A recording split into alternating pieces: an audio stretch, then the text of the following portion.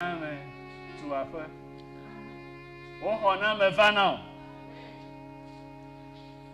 Et oh, on a me accord aïe au tokokoji. Oh, on a me ana o afo a sasa. O drikao o asasa. Et nazon lo kokompo de ni matin o. Et nous tia kona de kakpuyo. Eye soro haji anyine nyebo le tufu gake amesi pomona efe mawu amesi pomona Yehowa ya la numa dedi ma te ente numa ti kono ke bon ajo aba ho ene elabana mawu pe abala ojie wa ajo le Yehowa o mawu sera o pole ka popo ya de Cristo Yesu Nazareth la panko Meka lesie oto kodo Yehowa kom yinenem toji Meka aleye enu sesendo o mau azo paklio akpo ebobe nu katan jeji no elabena oyo wonkode yamanti Lendia não foi bom le tefe ya. Be ya ton tete anao. Bonu si e glono be na ola na tem awe.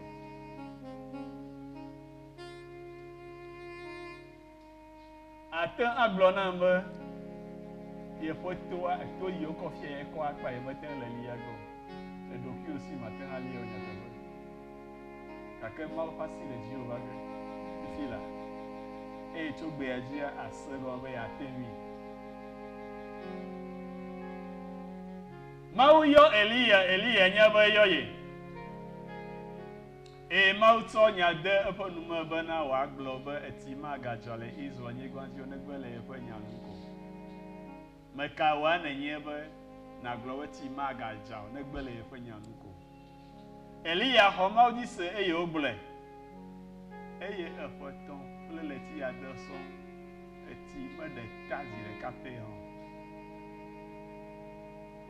ba glo na be ina we ko de bi wa fia ha e manati aja e be ko do ku ko fia ba fi ti ene jara e no ne be wa do beda atrani e no gbe adom da ba se de si meye opo jesi be ti ale jajage Yehowa ba mala ni yoga ala no dumda de nya jesi owa Yehowa la ni ya da oga lo wago enna na ko jesi ya de ne ho jesi si asi na ko a va no nye jide ko na obana na de jo gbedodo dama esiye Elia kpobe ye fe edotola glona ye be ye kpo lipo abe amepe asiploto le achia fugome la edebe ne va glona efia ahave ne cho efe tasia da e wa jo kaba ayi de Jerusalem elabena eti gande le jajage be ti amega sikere moji ahab jo pa kule efe tasia da si eso eve no ahem eye Elia do gbera mo kare ye beti ya fe jaja ezuru tonto a ebla aliji Yehowa fa asiba eji Yehowa fa bugoba eji eye ofuju ba jeto aham nti lefe tasia da mama ba po Yehowa fa si le Jéhovah fifi la bo ha na fudu lori na fudu fu na fudu keteke yovo deto si efuna jusa si ufu eye no si onti na chimegbele amole kumba na chimebea ajeto nti awu nanema le Kristo Yesu Nazareth la bankoma ela bana para Yehowa na wafo biu zinoto le toji Yehowa facile jio Yehowa watamododo le wagbeme ezunu popotantan egbe efe gbogbo le nuƒo ge na nye kpakpli wotu Mawu ƒe nutete nana ame ŋuti eya ta nɔ anyi na avuwo dzi na avuwo bɔbɔ dzra ɖokuiwo ɖo be Mawu ƒe nya ne ge ɖe dziwo me abe ale si nuku nyui gena ɖe anyigba nyui dzi ene eye nado gbe ɖa be Mawu tɔ na wuti eƒe nya le ye me bena wòate ami atse ku eye kutsetseawo woanɔ anyi ɖa le Kristo Yesu Nazaretɔ la ƒe ŋkɔ me. Yesu Kristo va anyigba dzi eye wòva dɔ aɖe wɔ ge. Enye ɣeyiɣi sue aɖe ko le esi atsɔ awɔ dɔa.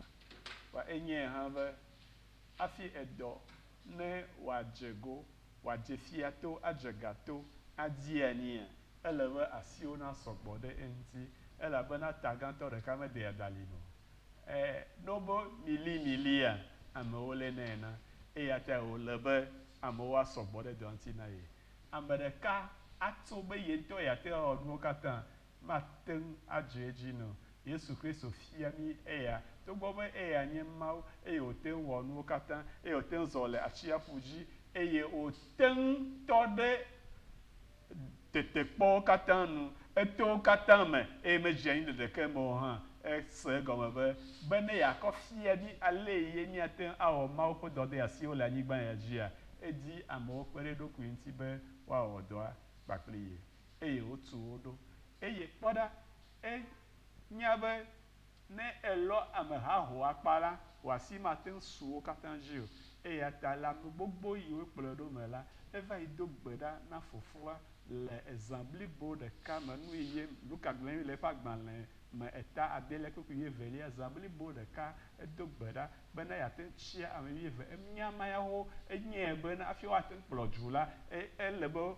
wòanɔ dzogoe wuieve dzi eya ta wòdzi ame wuieve le zã ma me edo gbe ɖa eye Mawu na ame siwo wòatia wòtiawo eye Mawu na be wòtia ame yiwo togbɔ be ne etsɔ amegbetɔwo ƒe ŋkuwo kpɔwoa ma atsɔ nukpɔdengo aɖeke ade asi na wo mɔkpɔkpɔ manɔ asiwo hã Mawu na wòtiawo si ele gbɔgblɔ na yi be Mawu medzi bena míanye ame tɔxɛ aɖeke le amewo dome hafi yeatia mi o. Medzi be woagblɔ be ame yawoe nye agbalẽwo, ame yawo sie galẽwo, ame yawoe dze ɖekawo, ame yawoe kɔwo, ame yawoe tri agbawo, ame yawoe ƒe ge kekewo, ale yi kple keme, anyigba le ame ya si zã, eye kple ale ame ya dzi viwo eye egale tugbedze me, agadzi vi ake awo. Mawu metsɔ ɖeke le eme na Mawu eye Yesu Kristo vi la lɔ ɖe edzi eye wòtia amewo wuieve eye wonɔ wo tum ɖo. Le wo dome amea ɖeka hã nɔ anyi, Simon, si afi sia afi woyi le amedome la, amewo katã kpɔnɛ dzesi kaba bena amekplɔlae wònye elabena ete ŋu wɔ eye ne woƒo nu la amewo xɔna eƒe nya dzi. Ta Yesu ƒe nusrɔ̃la wuieveawoa wo katã wolɔ̃ ɖe edzi be ame yi akplɔ yewoa eyae nye Simon. Enu ye gaɖo kpe dzi na woe nye be gayime ye foa Andrea kplɔe va yi Yesu gbɔa eye Yesu kpe zi ɖeka kplɔ be Simon woayɔ wo be Petro. Simon ma egɔme nye enusela, ame si ƒe gbewo sena, ame si ƒe gbewo sena alo ame si sea ame ƒe gbe. Egɔme ke nye nu si meli ke o, si le abe aƒla alo asiƒle yi ke ne yaƒo ɖo ɖa enyiamea eyi nyiame, ne yaƒo ɖo ɖe ɖusimea eyi ɖusime, ne yaƒo ɖo ɖe ŋgɔ eyi ŋgɔ, ne yaƒo ɖo ɖe megbea eyi megbe. Ta Yesu gblɔ nɛ be womagayɔ wo be Simon o, woayɔ wo be Petro, ekpe si mate ŋu ava o. Ŋkɔ aɖe Mawu yɔ ɖe ŋuti o. Ŋkɔ yi dzilawo na woa, ɖohi yawo gale yɔyɔm na wo ya, gake Mawu yɔ ŋkɔ aɖe ɖe ŋuti o. Mekpɔ zu nu si wole be nànyi o, gake azui godoo le Yesu Kristo ƒe ŋkɔ me. Menye nu si nenye va yi tsã alo nu si nenye gbea eta Mawu yɔ wo ɖo. Menye nu si wonɔ asi wo kpɔ eta wòyɔ wo ɖo. Nu si wòatsɔ ade asi na wo eta wòyɔ wo ɖo. Nu si wòawɔ nàtrɔ zu eta wòyɔ wo ɖo. elabena Mawu mate ŋu atso aseye ɖe enu bubu ŋuti si ye ya ŋutɔ be wɔ ŋuti o.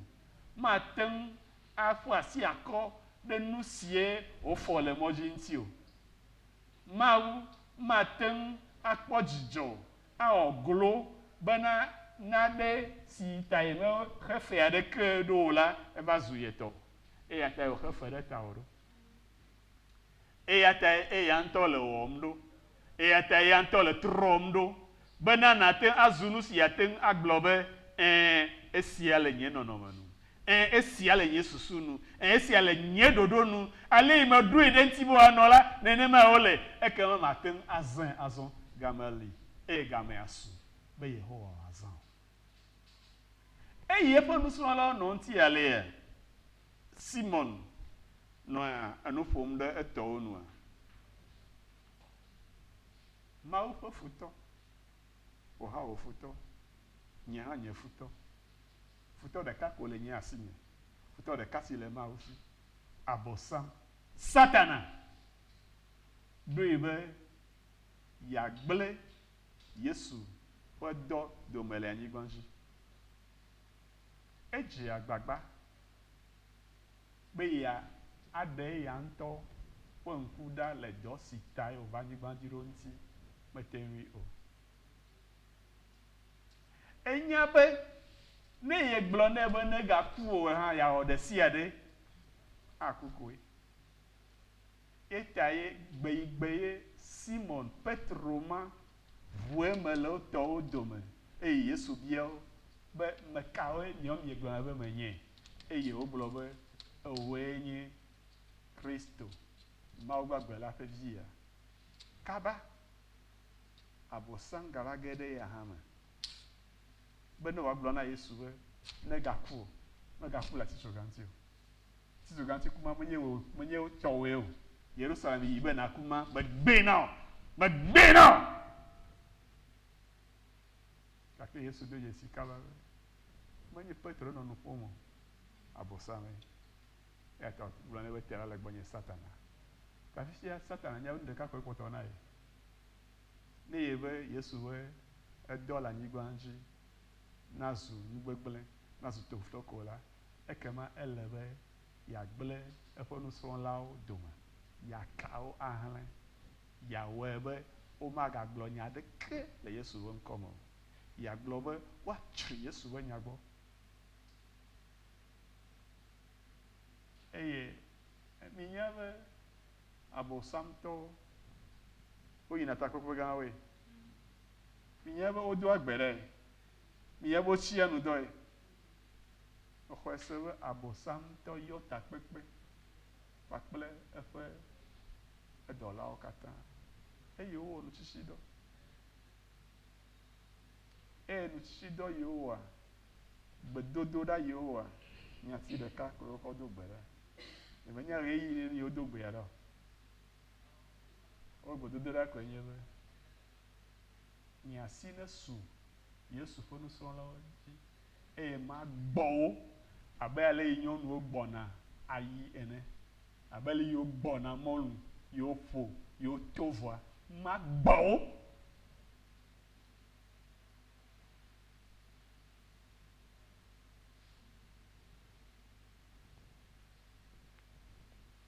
Eƒe akpe ɖeka le fasieke le asieke vɔ etɔ̃lia me le aƒewo. Wobe xexea me adzetɔwo katã, dzokatɔ gãwo katã woƒoƒu le Afrika ƒe dziehe dukɔa me eye wowɔ takpekpe gã aɖe eye wowɔ nutsitsidɔ ŋkeke blane eye wodo gbe ɖa. Ŋkeke blane, numaɖumaɖu, timaɖomaɖo. Nu ɖeka ko wobia abɔsam. Ne dɔ gbɔgbɔ vɔ̃wo ne woagba kristotɔwo ƒe srɔ̃ƒewo. Ekoe nye nu ɖeka yi wobia. Ŋkeke blane ƒe nutsitsidɔ. Haleluya. Kristotɔwo hã va si. Minya nu yewoa, Oho chinudo nkeke ton. Amo chinudo nkeke blane. Yebe yagblewe enu yo wa dome. Oho chinudo nkeke ton. Ewa nkuru egbe yawe sonde le Kristo hame ezuchukara. Ewa nkuru egbe yawe evio jagla de jila onti le Kristo hame. Ewa nkuru egbe yawe nunola gan le Kristo hame le oso ogbe ma. Me le bubu ode ma. Yesu Kristo we.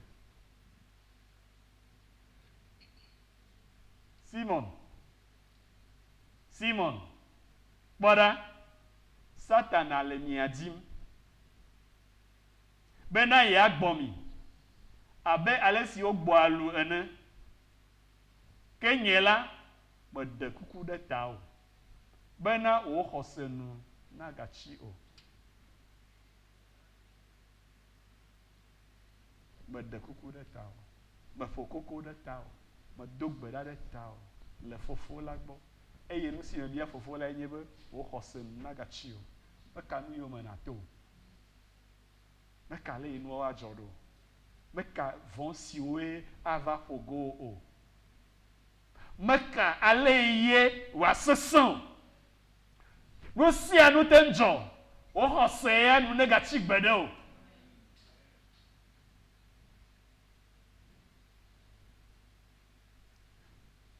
Ma ou tochi abosam. Eye oblone we. De jojroe. Yob. Vonawa. Yakatio subo ma. Menye de ne tokpo pour clan pakple ponu katan. Benye plenye dolo mi de moteur que mi aten kasio wona ne ke. Eta o le subo mdo. Eta e o lo anui do. Eta o anui do. Eta o le fufon do. Kwa si le jikpo. Ne mi akasi enti ko bere de ma ju adovlo.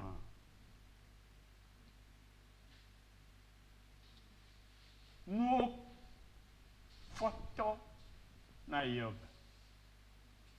Gake efe khose nou me chi. O ha me kam yo mato. O khose nou ma chi. Yesu dogbe da de tao. Me dogbe da de tao. O khose nou ma chi. Ke bon ma wa we be o khose a dogadeji. O khose a sesedeji. O khose azu abe lot asese ou lota mekpe. Diamond.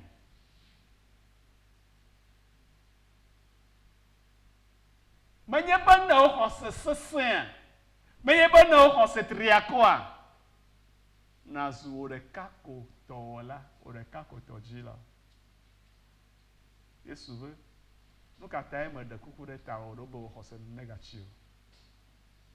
Ne est trop fond là na douce no vio. Ne est trop fond. Igamenye be nou yiwe jojogele wa agbeme la. Dohi. Menye dohi. Godo aje anyi. Wane je anyi ade. Magacho anyi je pe ya ako o anyi mloko. Magacho anyi je pe ya a o yodo. Yodo me ko mlonade. Yo me gafona. Hallelujah. AMEHI le agbe no mlo anyi a. Godo eva fona. Hallelujah. Ne do asese ale keke han. Ne gro adoli ayo amo ava onuko. Afwe. Won tel fofoge. Menya me we ava fo. Menya me we ava ko. Afokwe. Mebe afon. Elle a ben akoto la dogbe da de ta. Ebe o khosenu nagachi o. Eye wola ne etrofola na donse no vio.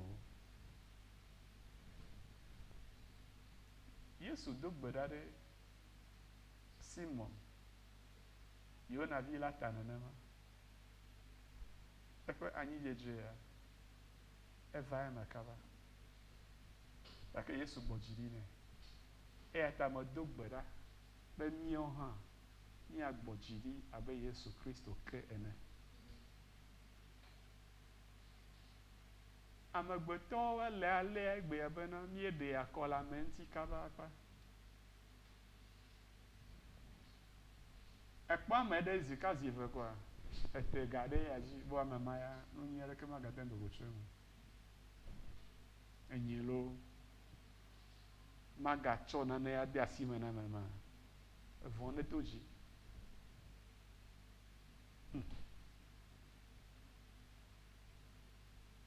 Megale na nye ya o. Menya be gale agbe ya lo. Gake ne nye ya ɖeɖe ya la megali o. Meŋlɔ ebe. Ne Mawu le abe mía amegbetɔwoa, anye ne ŋlɔ mía ame geɖewo be xoxoxoxo. Mawu meŋlɔ Petro be o. Yesu meŋlɔe be o. Enya ka da gblɔ na Yesu be ame sia ame ate ŋu aŋlɔ be gake nye Simon Petro Yona via nye maŋlɔ be kpɔ gbeɖe o. Amewo katã te trɔ megbe do, amewo katã te gblẽ wò ɖi gake nye Simon Yona tɔ dzidzia o zɔ mi yi kue. Nye nu sia nu te dzɔ mebe metsɔ nye agbe na wo ko metsɔe na woe la. Ne metsɔe na wo vɔ nka kpɔtɔ na wo.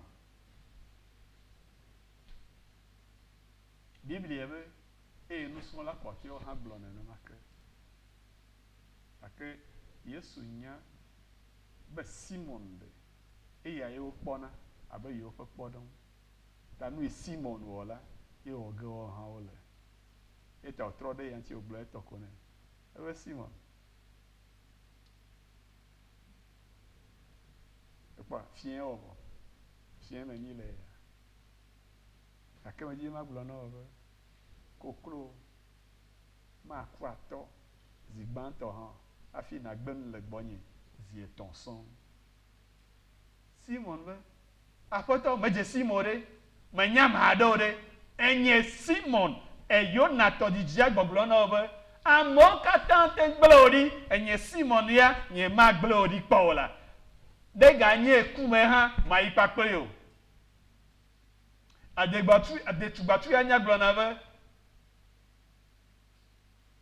ame ɖo ƒe seɖoƒe eya nye yɔdo to gake nye ya mayi yɔdo ame hã kpli o.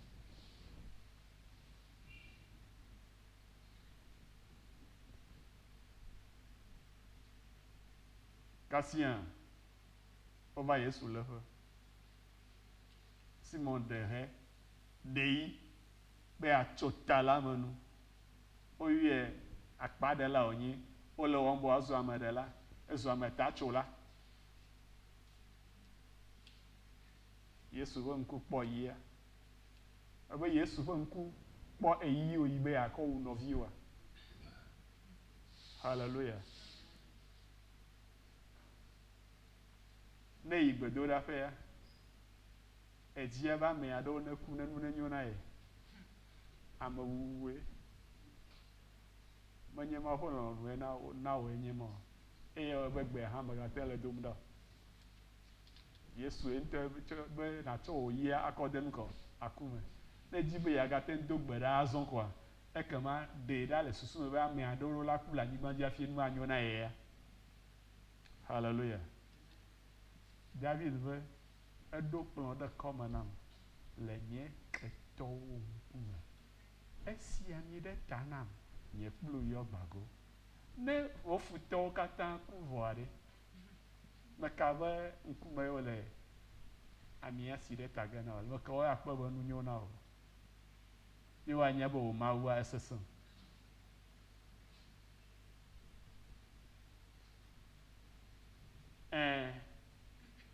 Yesu do gbe ɖa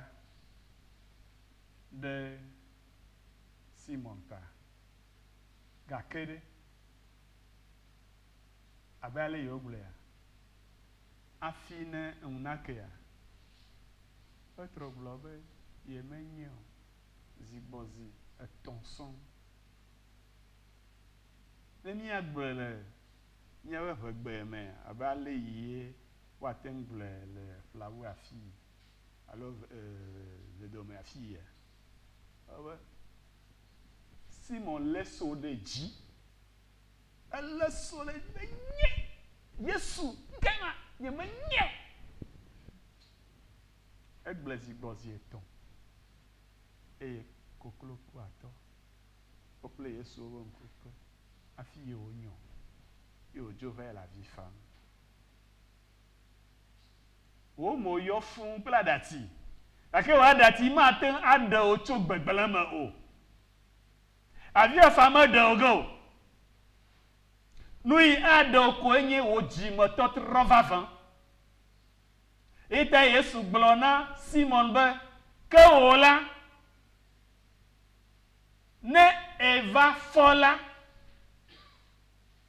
ne eva trola ne trogbola e kama don sen of you. Elle no ben à fond. Elle a ben à trova fofo papa.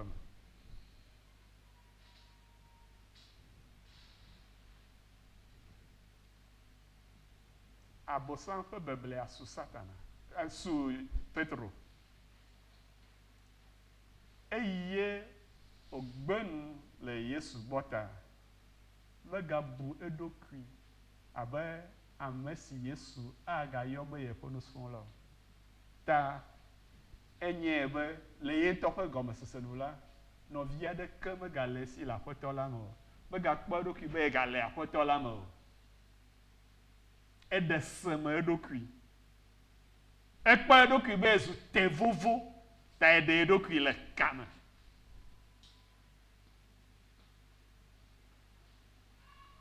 Gake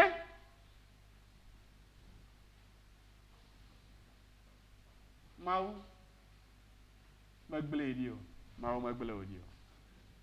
Kristo megbele dio. Efe gbe yo do de dade ta e wo do le nti.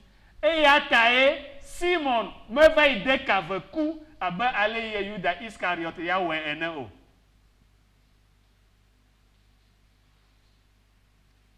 O ameye le nya asem eye kekea me be nya kekea me fa gba kekea me fukpekpo va we be ne buna enti zireka le keke me ne buna enti zieve le consider me ne buna enti ziewo le letie me ne de me kuko de nya me vo ne me wudoku yire ma nyu wa leke ma no fukpem ale agbegbe.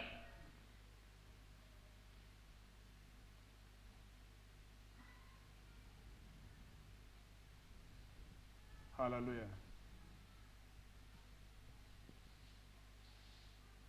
Mane o vont sem le hajimbe ne makuko nya la vo. Makukugo. Maku. Wa me nya ya sem daga YouTube je ne le sem le. Afi le susu ombe ya de fa agbeda. Aten ajagbagba awo no si anu ye na o. Me de se maku apo. Eten no ati ke wu amesese to keke ke wu afine na ko ya de nu me Yehowa fonse ade amewunse ale me afine anu yo akpodo kio agbagbe odoma wa gbe ko na cho na Yesu alo na tro cho na Yesu afie na ponti fafa eye nu ajeji now ma upo dododo wa gbenti avae magodo le Kristo Yesu Nazareth la pankoma.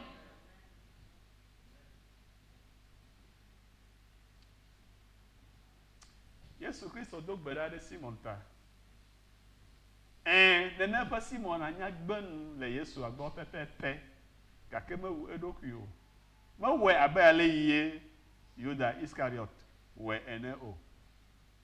No vinye. Nu kata ye o, maten wu do ki o do. Nu kata maten de wa gbeda do. Gban menye wonte na gbedo ki o. Evelia Yesu Kristo me kpo ovo pli o. Owenka Yesu Kristo me kpo ovo pakpli o hade o. Ele bodoji e awenu e amesi jedo yu si agomere meola awe wa de blibo ala se e yan to pe totro vagbe adogo papli le ayama me kafi na no gamo adogo papli le ayama le si me na no o nti na si enye nti kokko e nti na si o na ogela me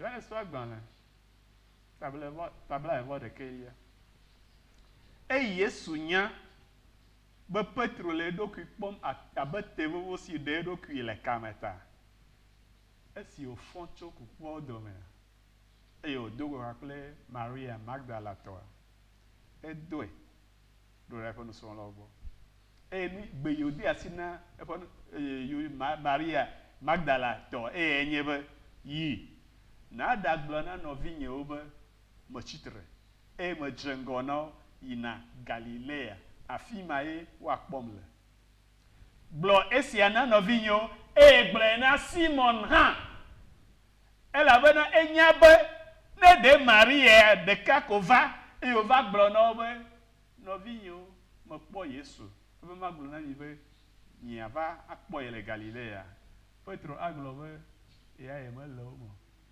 elabena enya be zitɔn sɔŋ ye gblɔ be ye menye o eye ɖetugbivi hã ko ye gblɔ na ye hã ye gagbe gama me hã gake ya ebe gblɔ na nɔvinyewo eye nagblɔ na Simon yi gɔme nye be enya Simon ƒe nɔnɔme enya eƒe dzi enya le si wole ɖokui bum enya be megale ɖokui bum yeƒe nusrɔ̃la aɖeke o gake be akpɔm le Galilea fami adogo eya koe na be Simon hã te tso le Yerusalem va yi ɖe Galilea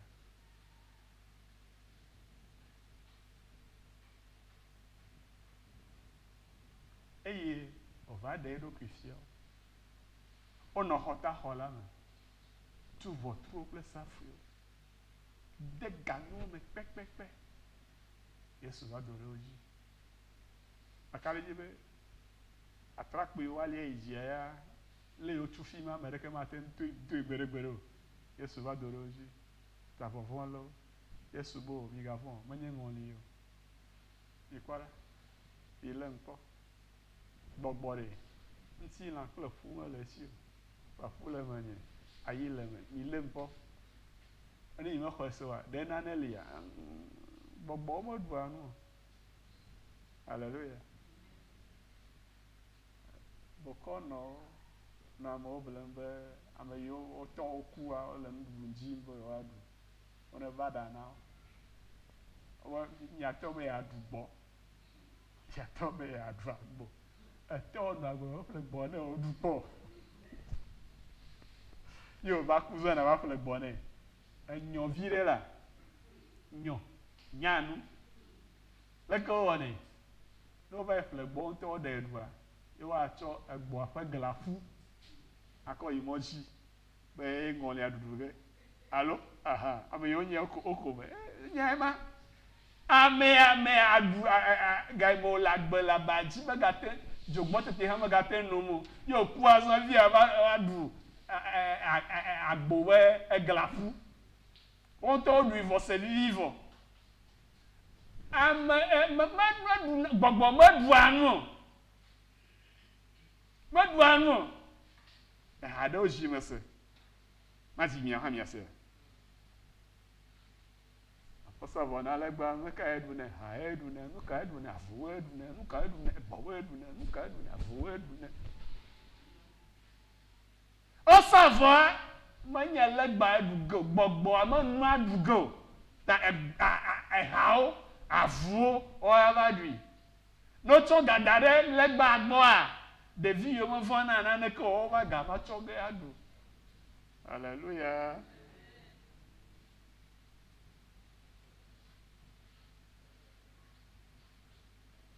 Simon ɖo to Yesu ƒe nyama eya hã yi kasia ebe ne ɖe menye gbɔgbɔ ɖe anye nye mate ɖu naneke o minya le ŋkpɔnya be alã le ŋuti minya le ŋkpɔnya be ƒu le menye tabe miaka ɖe dzi be gbɔgbɔ menyo ame menyo ɖe ne nane le mia si le fi ya woaɖu ɖe mikɔe va ne makpɔ menye be dɔ ele Yesu ŋu eta wòbe nena nu yeaɖu ebe yeana anya be ɖe ame yenye ye fún ye le agbe ye wotsɔ nua va wòɖui kpakple wo kpɔ yo ka ɖe dzi be vava Yesu le agbe le ŋkeke blane me Yesu fia nuwo tso Mawu fiaɖuƒe la ŋuti kplɔ eye woyi ɖe Olive to la dzi ami to la dzi fia wo be ye le wo dome ye le kpakple wo xa asexexea ƒe nuwu afi wònɔ wo yram eye wodzo le wo gbɔ Yesu medzo le anyigba dzi le yi me wònɔ fi ƒom de Simon Petro medzo le anyigba dzi le yi me wònɔ fi ƒom de o edzo yi fofoa gbɔ le yi me wònɔ yra wɔm edzo yi fofoa gbɔ le yi me wònɔ gbe dom ɖa ɖe ta o egbe Biblia ne mienye le Hebritɔwo ƒe agbalẽ ta 2:25 me be enɔ anyi ɖe fofo la ƒe ɖusi me eye wole agbetegbe le kɔkɔ ƒom ɖe ta o le gbe dom ɖa ɖe ta o be eme na nyo na o be natrɔ va aƒe be natrɔ va wo dɔ de asi la gbɔ eye nawɔe pɛpɛ abe ale si fofo la dzi tso gbɔwo ene medi ye ma gblɔ na o bena awɔ wo dɔ de asi awɔ adego nenye be le tetrɔ ɖe Mawu ŋuti ko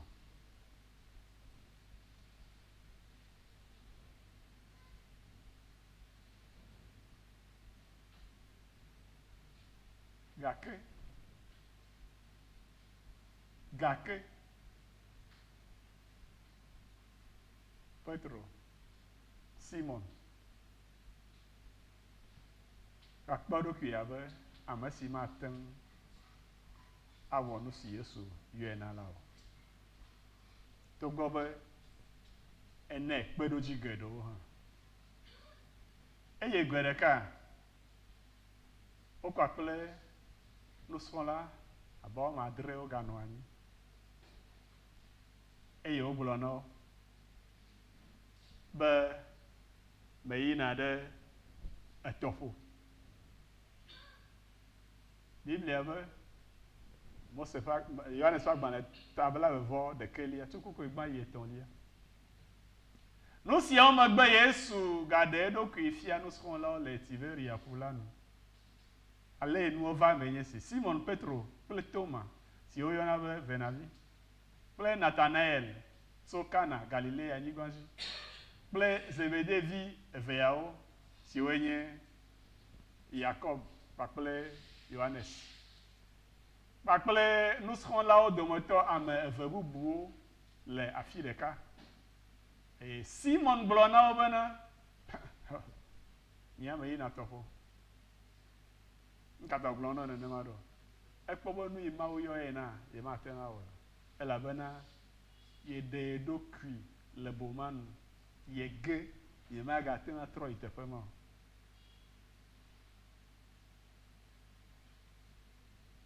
dodokpoa ɖe ye ge le dodokpoa ta yevo dɔ ye mete le wɔ ge gbeɖe o yeatso ya ƒe dɔ yi ye wɔna tsã ɖe yeava nɔ ya wɔm eyi ɖe yeagava yi da ɖɔ yeaɖe tɔmelã ne yeadzra ne yeakɔ kpɔ yeƒe aƒe dzi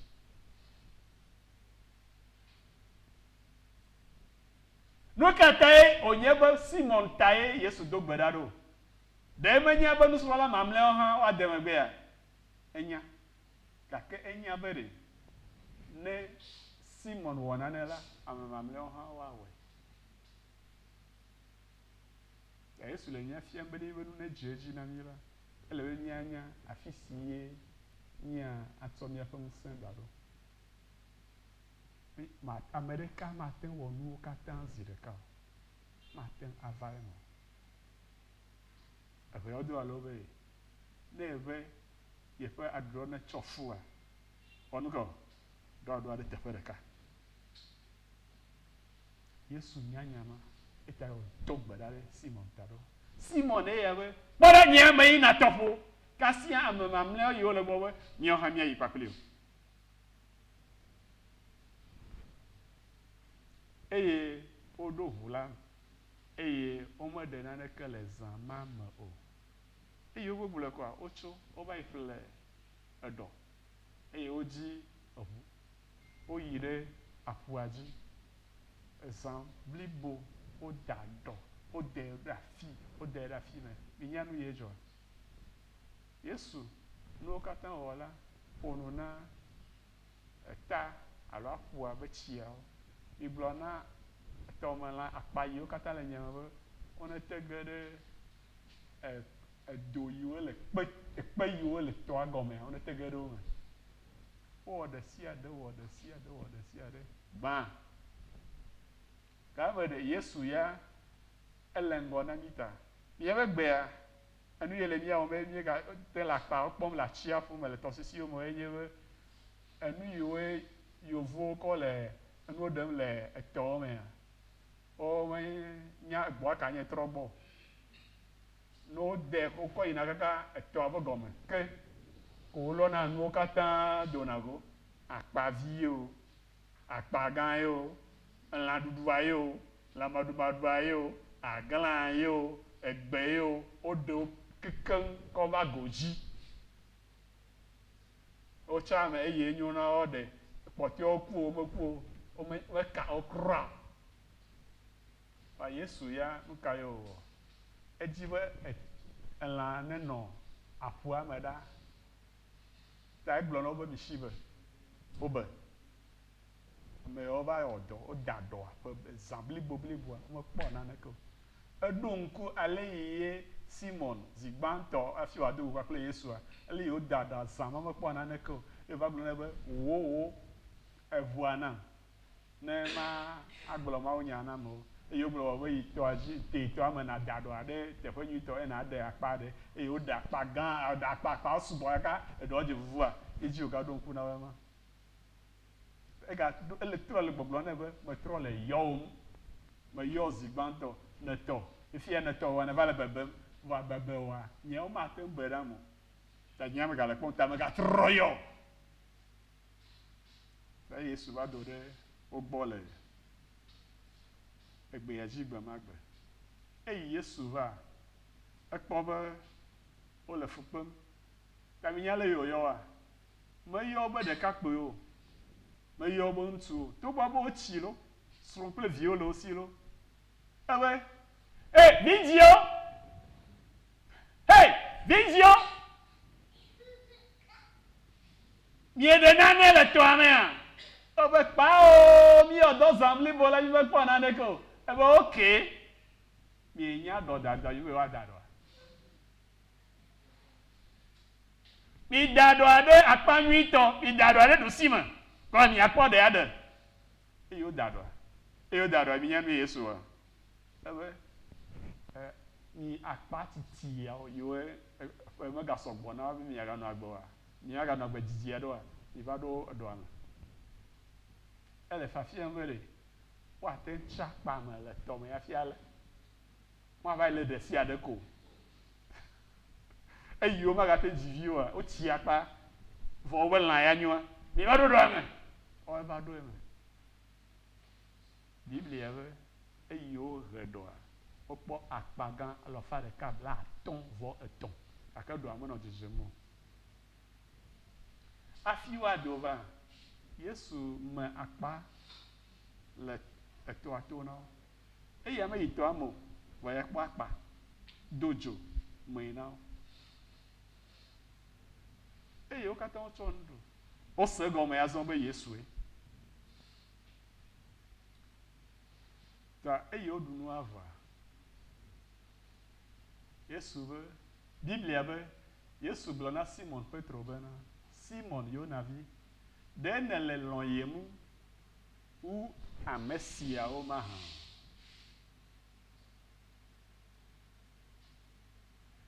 denele loyemu enele klalo be yaten acho yepe agbe anade tanye musi amesia o yo maten awo maha Biblia be Simon do ne globena afoto enye be nye me lo anu le gbo o okay lui ne glo Yesu be yesi e glo ne be nye alenvia o si ene va gba le susu be ya va de tomala ya jara yazugato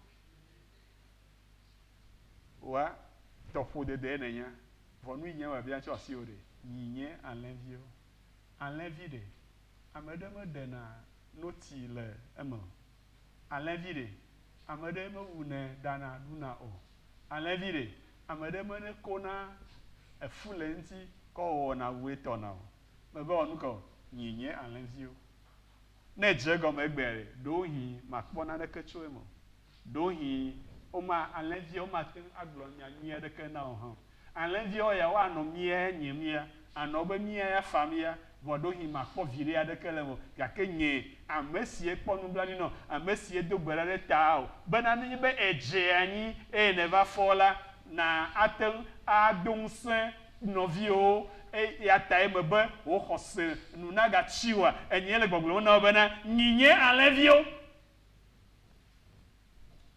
bibi e maglobe simon blonyade alo maglonyado yesu note ve eyobe yoga glone zi evelia bena simon yonavi de ele loyem maha eye oglone bena nyebe nyima lon le bo ebe nye anlen o iganye anlen o chiazo na nyiwa atenpo noti atenpo lande aduleme elavena do la chena pe fetu atenko a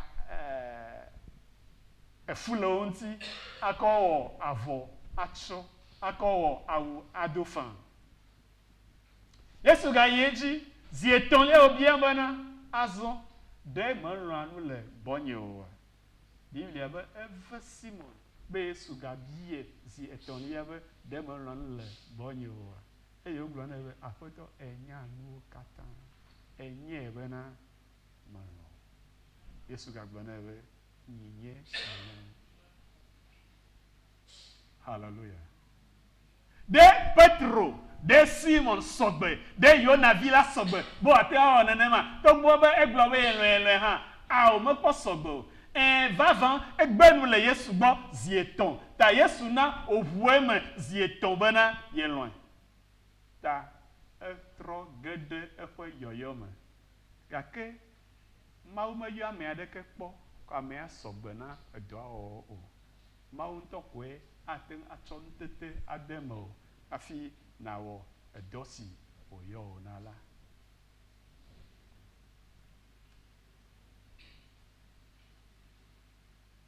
game asu be mawu watson tete ademo be na onu sitane la nigbanjiro hallelujah be nu go game asu biblia be le do pa gbanle eta velia me do pa gbanle eta velia beaucoup gbanto le velia ya ni kokom esi Pentecoste nkeke la deblibo la o katan o to tame de ka no afi de ka nous serons là au katan si we oho apoto la dise lesi mo joy ji povo lo gbo e yo gbo no we mi hei de Jerusalem mi no yin le ntifa fama va se de esime mi a honse to ma ugbo ne nyebe bo we di ni ajia o va le Jerusalem anya te fe la apoto la fe se de la nu e yo kofu de hota holame e yo katan ono gbedomda o katan o chinu do o katan o le gbedomda ndudu keke me kwe e hanyo me ganye na ne krelo ponkumo o fe tado jinu ko enyebe afoto la to do ade de asinami ga kede mi ekpo mi edo ki odo de sififi la ba mi eten le ogo vo edo ngbenami benami anonti fa fame kpakple mía nɔewo míanɔ Yerusalem míanɔ anyi le ŋutifafa me míaɖe dzrewɔwɔwo ɖa míaɖe mamawo ɖa nu sia wɔe be ame aɖe kpɔ nɔvia abe eƒe ketɔ ame aɖe kpɔ nɔvia abe eƒe futɔ ame aɖe kpɔ nɔvia abe eƒe yometila ame aɖe kpɔ nɔvia abe nukekeli ame aɖe kpɔ nɔvia abe kufiatɔ eya ta ye mate ado akpakple o yewo mate awɔ dɔ ɖe duwo wa míaɖe nu yawo katã ɖa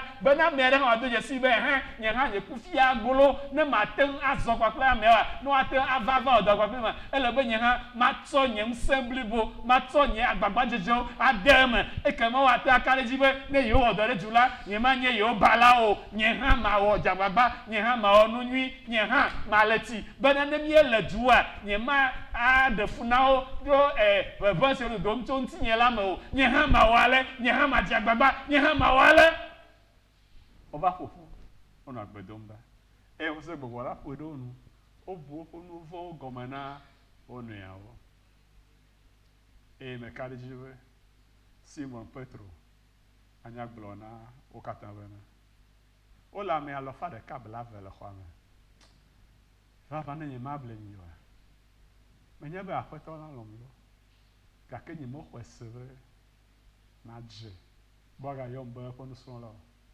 elabena míawo minya megbe nu le egbɔ le amewo dome menye be míedzi me ko megbe nu le egbɔ lolo megblɔe kple nye numewo se zi bɔ zi etɔ̃wo kpe ɖe ŋutinye be mate ŋu atrɔ va nye dzi gake megbe nu le egbɔ vɔ eya ŋutɔ hã gblɔ be ne ame ɖe gbe nu le egbɔ le amewo ƒe ŋkume yeagbe le neƒe amea gbɔ le fofo la ƒe ŋkume eƒe nyawo le teƒe ta mexɔe se be nye ya vavã lo menye be lɔm lo ta nenye be ɖewoate alɔ ko be nye menɔ mia dome manɔ fɔkpa tutu na mia adzɔdzi nam ŋutɔ ma ɖeɖe su nam me sia me nɔ eƒe nu vɔ̃ gɔme ʋum exɔ se be Maria Yesu nɔ agblɔ be nu yiwo mese ɖe nye tome hafi va dzi ɖevi Yesu la nu yiwo mese le yi me míekɔ yi gbedoxɔ me ava yi ɖe fia Mawu nu yiwo mesea nenye be ɖe mekɔ wo de dɔ me me kpakpla me oa anye ne mekpe fu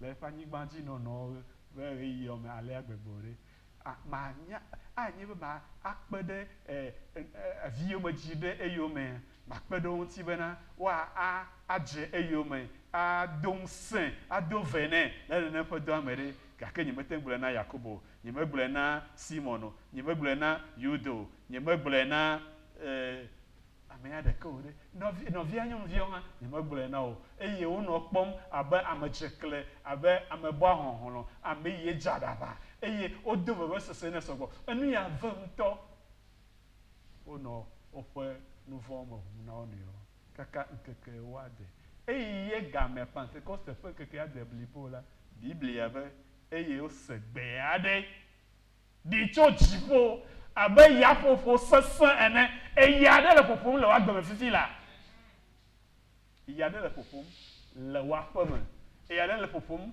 le wo ƒomea me eya aɖe le ƒoƒom le du si me ne le tao eya aɖe le ƒoƒom le Togo be nu siwo meɖo la nɔ anyi o la woaɖe ɖa eye yiwo ɖo woali ke le Yesu Kristo ƒe ŋkɔ me le tawoe nu aɖewo le dzodzom eya mate aƒo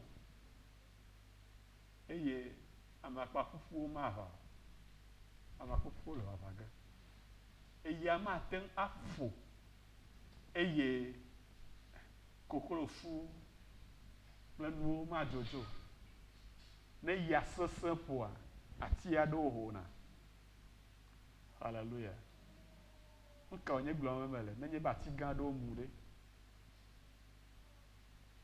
anye Mawu ƒe lɔlɔ̃ eye ya la yɔ aƒe si me wole la fũu ya ka ƒomevi le ƒoƒom Mawu ƒe gbe le ɖiɖim Mawu le nu ƒom de woagbe me Mawu le nu ƒom le tawɔ eye le tawɔa ati aɖewo le wɔwɔm le tawɔ ati lɔ aɖewo le ŋeŋem le tawɔ minya eya alɔ nanewo tso didiƒe aɖewo ke akɔ va nɔ haleluya le gbea dzi eye lãnɔ Israelviwo dzrom ɖe eya eƒo la eya elɔ tegliova. Na do hien le wa gbeme. Eya alo va no. Na do lagbo mo le fudem no eya alo de nu akojue. Ai zipa. Le Yesu Kristo ƒe ŋkɔ me. Eya fu. Eyo yo aƒea.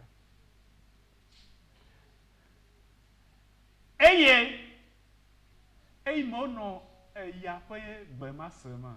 Mo ko se Yohanes kpakple Simon no 50 vevi. Simon go okay. Yohanes wo ya de.